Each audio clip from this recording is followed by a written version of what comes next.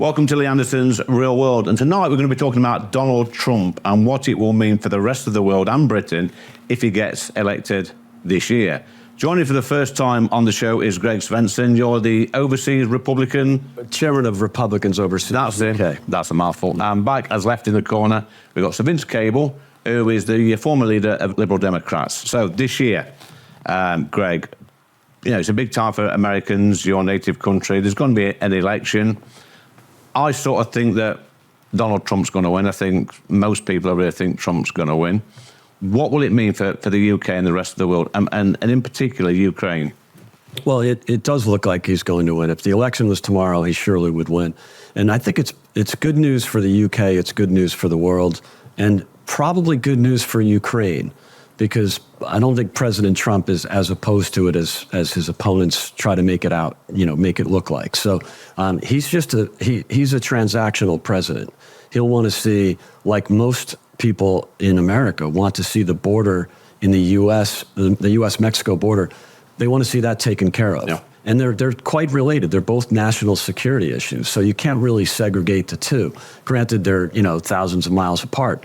But I think that Americans, and especially Congress people going back to their districts, they can't go back and expect to be reelected if they've... You know, when Trump got first elected, he made a big song and dance about controlling the borders. I think he sort of did that, but since he's left office, it's got worse, surely. Absolutely. Biden just flipped a switch on day one. In January of 21, he basically executed executive orders to reverse all of the Trump policies that were working. It was the lowest illegal immigration in 45 years. And so we went from 500,000 illegal migrants a year to 2.5 million under Biden. It's an utter disaster. It's a humanitarian disaster, too. So I think, you know, Trump will want to see that fixed. Yeah. And I think most people in Congress are happy to send the $60 billion to Ukraine, but they need to have that border fixed first. Sir Vince, will the world be a better place if Donald Trump gets elected in November this year? Well, certainly not, but I do agree he may well be elected. I think the biggest disaster is potentially Ukraine. I mean, Trump supporters are blocking help when the Ukrainians desperately need it, and, you know, tens of thousands of Ukrainians are being killed, you know, defending their country, defending freedom.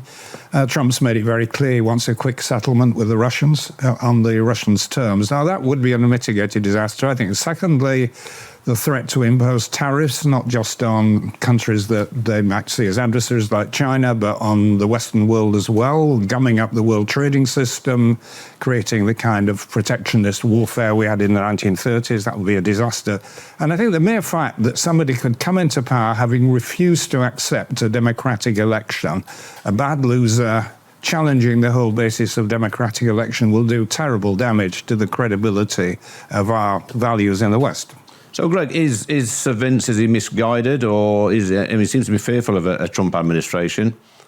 We heard all this many years ago when he first got elected, that there was going to be Third World War, nuclear wars, and it never happened. And if anything, his foreign policy successes were some of the greatest of his administration. Yes, the economy was so much better, and I think people miss that. They might not miss Donald Trump and the unfiltered rhetoric, but they do miss 2019 or 2020. But Sir Vince is right, with the amount of people that's getting killed in Ukraine, it's tens of thousands, literally. Sure. We need to put a stop to that, don't we? And I think President Trump would do a much better job of that, right? Well, I mean, he's transactional, so I think he'll go in and force Putin to negotiate somehow. I don't know. He doesn't really dictate that answer. But speaking of national security, I mean, the UK and Europe in general will be better off with Trump because he would actually build up the military, whereas Biden, in a very difficult time, he's cut defense spending. It's so counterintuitive. You know, you have many NATO countries that are increasing the amount of money they spend, whereas a percentage of GDP anyway. So you've gone from, in many ways, thanks to Trump, you've gone from 5 countries meeting the 2% target to 11. That's going to 18 this year, whereas the U.S. defense budget is being cut in real terms by 3%. That's a disaster, and I think that if President Trump is back in office, you'll see a stronger American military, which is good for the UK, our allies, as well as good for Europe. Sir Vince, If you was an American citizen right now, living in the States, and we've got this election coming up, would you vote for Biden, and why would you vote for Biden? Well, I would vote for him, perhaps reluctantly. I mean, I think another younger, forward-looking Democratic candidate would be much more appealing, but I would certainly vote for him. I do agree on the specific point that, other NATO countries have got to get to the mark. Germany, France, Italy have got to pay their dues. I do agree with that. But threatening that you'd be perfectly happy to invite the Russians in, I mean, it may have been intended as a joke, but it was taken seriously and completely undermines the sense that you have to have a security alliance. And what Biden has been very good at, whatever the failings, what he's been very good at is building up a sense that you're working as an alliance with other countries with the same values. It wasn't very good with the Afghanistan, was it?